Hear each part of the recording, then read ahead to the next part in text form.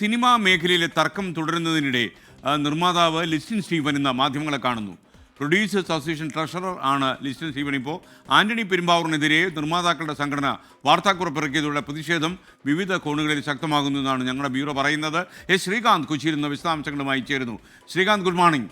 ശ്രീകാന്ത്, യഥാർത്ഥത്തിൽ ഈ പ്രൊഡ്യൂസേഴ്സിനിടയിൽ തന്നെ ചില തർക്കമുണ്ട്. ആന്റണി പെരുമ്പാവൂർ ഒരേ സമയം നിർമ്മാതാവ് കൂടിയാണ്. Very good morning S K.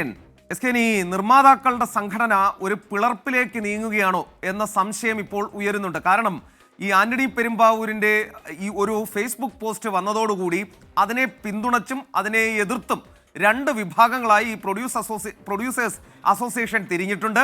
അതിൽ ഇന്നിപ്പോൾ ലിസ്റ്റിൻ സ്റ്റീഫൻ 11 മണിക്ക് കൊച്ചി കലൂരിൽ ഒരു വാർത്താ സമ്മേളനം വിളിച്ചിട്ടുണ്ട്.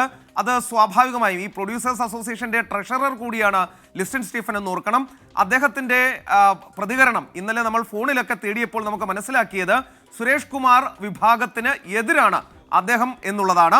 ഒപ്പം തന്നെ ഈ ആന്റണി പെരുമ്പാവൂർ ഉന്നയിച്ച കാര്യങ്ങളിൽ അദ്ദേഹത്തിനൊപ്പം നിൽക്കുന്ന നിലപാടാണ് സ്വീകരിക്കുകയും ചെയ്തിട്ടുള്ളത്. അമ്മയും അഭിനേതാക്കളുടെ സംഘടനയായ അമ്മയും ഈ വിഷയത്തിൽ പ്രൊഡ്യൂസേഴ്സ് അസോസിയേഷൻ്റെ ഔദ്യോഗിക നിലപാടിന് എതിർ കൂടിയാണ്. എന്തായാലും ഇന്നത്തെ ഈ വാർത്താ സമ്മേളനത്തോടുകൂടി പിളർപ്പിലേക്ക് പ്രൊഡ്യൂസേഴ്സ് അസോസിയേഷൻ നീങ്ങുമോ എന്നുള്ള കാര്യം കാത്തിരുന്ന് കാണാം. എന്തായാലും ഇത് സിനിമാ മേഖലയ്ക്ക് ഒട്ടും ഭൂഷണമല്ല എന്നുള്ളത് മാത്രമേ ഈ ഘട്ടത്തിൽ പറയാൻ സാധിക്കൂ. Okay, thank you Srikanth.